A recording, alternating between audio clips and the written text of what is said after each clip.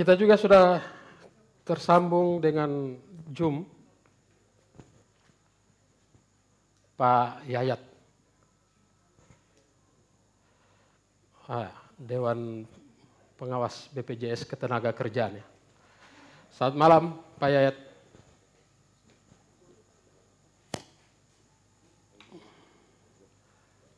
Ya, suaranya belum masuk ya. Pak Yayat, selamat malam semuanya teman-teman sekalian. Kami dapat kabar sebenarnya Pak Yayat ini berada di Gorontalo ya, tapi mungkin lagi di daerah Gorontalo Utara.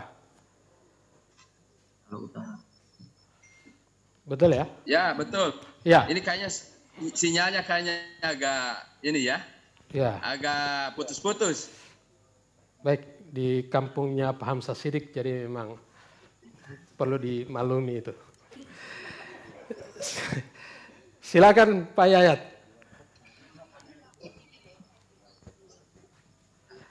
Tanggapannya soal JHT ini yang harus ditunda sampai usia 56 tahun.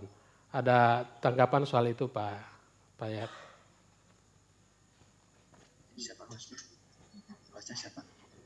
Hadi. Terima kasih Bang Hadi. Sudah dilibatkan dalam Mimoza TV Forum Demokrasi Gorontalo ya. Ya. Ya.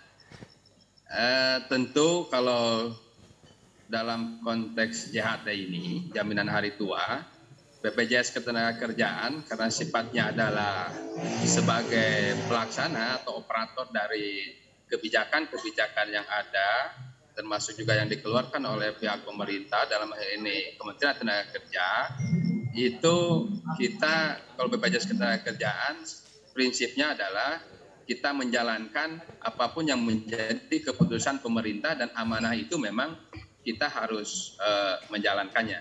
Dalam konteks misalnya seperti apa. Walaupun misalnya sekarang hari ini ada waktu ya buat teman-teman karena memang sampai 3 bulan ke depan, kemudian ini waktu sosialisasi dan saya kira polemik ini masih terus berjalan ya. Bahkan di berita terkini yang saya dapatkan juga Pak Presiden juga meminta untuk kemudian melakukan beberapa perbaikan terhadap regulasi itu. Tetapi secara prinsip kalau BPJS Ketenagakerjaan apapun yang menjadi perintah daripada para regulator tentu kita akan jalankan semaksimal mungkin sekemampuan yang dimiliki oleh kita di BPJS Ketenagakerjaan untuk menjalankannya. Begitu Bung Hadi. Ya, memang Permen nomor 2 ini bertentangan dengan peraturan pemerintah nomor 60 2015. Kalau di PP 60 itu kan bisa diterima atau kategori PHK itu termasuk pensiun, jadi sudah bisa terima JHT. Tapi keluar Permen nomor 2. Bagaimana tanggapannya Pak Yayat? Betul bahwa kemudian di situ ada beberapa hal yang kemudian menjadi menjadi wacana lah yang kemudian berkembang di teman-teman di baik di serikat pekerja, kemudian tentu di para peserta lah secara keseluruhan terkait dengan persoalan-persoalan itu. Saya kira kalau dalam posisi BPJS Ketenagakerjaan kita menerima saja Pak Bang Hadi terkait dengan aturan-aturan yang sudah diperintahkan oleh pemerintah kepada kita. Bahwa kemudian soal polemik JHT itu kemudian ada kecurigaan-kecurigaan bahwa dananya itu misalnya tidak ada, mau detail dan sebagainya. Saya kira BPJS Ketenagakerjaan dibekali dengan berbagai macam aturan, termasuk juga pengaturan tentang pengelolaan keuangan. Bahkan BPJS ini kan diawasi juga oleh BPK, juga oleh OJK. Jadi saya kira kita akan selalu amanah untuk kemudian menjalankan apa yang menjadi peraturan-peraturan tersebut. Dan alhamdulillah saya kira kalau misalnya teman-teman baca di laporan keuangannya BPJS Ketenagakerjaan, kalau yang 2021 memang masih dalam proses KAP ya, tetapi yang 2020 itu kita juga masih mampu, walaupun kondisinya krisis, masih mampu memberikan imbal balik yang luar biasa besar lah dibandingkan dengan taruhlah misalnya bunga deposito bank, karena memang itu amanahnya itu memang harus +1 dari bunga itu. Jadi prinsipnya itu begitu kalau dalam konteks BPJS Ketenagakerjaan. Apapun yang diputuskan oleh pemerintah, saya kira yang sekarang juga tadi saya sampaikan bahwa di berita terakhir Bapak Presiden dan juga yang disampaikan oleh Pak Pratik Mensesnek itu untuk ada beberapa perubahan. Saya kira apapun yang kemudian menjadi keputusan itu kita akan terima dengan baik, yang kemudian kita akan jalankan amanah itu sesuai dengan ketentuan peraturan perundang-undangan yang berlaku. Ya, Pak Yayat, tadi sempat muncul juga ada kecurigaan dana tenaga kerja yang ada di BPJS ini yang secara nasional 500 triliun itu sebagian besar malah masih diinvestasikan di tempat lain. Bagaimana tanggapannya Pak Yayat? Itu sudah diatur Bang Hadi, kita tidak boleh lepas dari peraturan-peraturan yang sudah diberikan kepada kita. Mengenai pengelolaan keuangan itu kita diatur oleh PP 99, kemudian PP 55 yang kemudian mengatur persentase-persentase untuk kemudian bahwa dana-dana tersebut adalah dikelola dan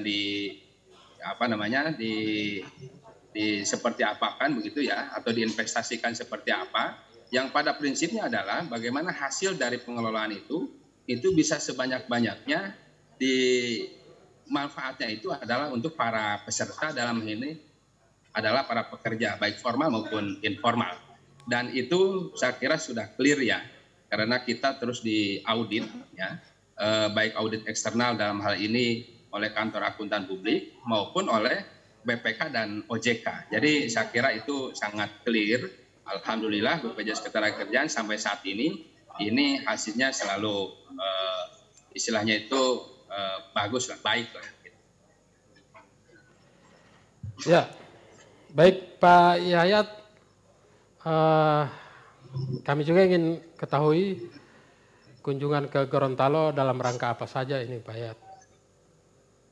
Mungkin ada kaitannya juga dengan masalah ketenaga kerjaan ya, karena ini kan Dewan Pengawas BPJS Ketenagakerjaan. Mungkin ada yang mau disampaikan. Kita kebetulan insya Allah besok itu ada kunjungan kerja Komisi 9 DPR RI, di mana kita BPJS Ketenagakerjaan, BPJS Kesehatan, Kementerian Tenaga Kerja itu menjadi salah satu Kementerian Kesehatan itu menjadi salah satu mitra kerja daripada Komisi 9. Tentu dalam hal ini saya mewakili teman-teman di Dewan Pengawas diminta untuk mendampingi Komisi 9. Jadi setiap Komisi 9 kunjungan kerja itu kita diminta karena nanti ada persoalan-persoalan di lapangan yang menjadi aspirasi masyarakat yang disampaikan oleh masyarakat kepada Komisi 9 itu bisa langsung ditanggapi atau dicatat oleh masing-masing dari mitra kerja komisi tersebut. Misalnya juga termasuk barangkali kalau besok ada ada aspirasi-aspirasi yang berkembang di masyarakat, kemudian akan ditampung oleh Komisi 9, dan tentu kalau ada yang erat kaitannya dengan BPJS Ketenagakerjaan itu akan langsung ditindaklanjuti oleh BPJS Ketenagakerjaan. Begitu pun juga dengan BPJS Kesehatan, Kementerian Tenaga Kerja dan lain sebagainya. Jadi ini adalah salah satu barangkali cara Komisi 9 anggota DPR RI menyerap aspirasi dari masyarakat. Saya kira bisa banyak hal yang bisa disampaikan besok oleh masyarakat di Gorontalo kepada DPR RI dalam hari ini Komisi 9. Baik, terima kasih banyak Pak Yayat.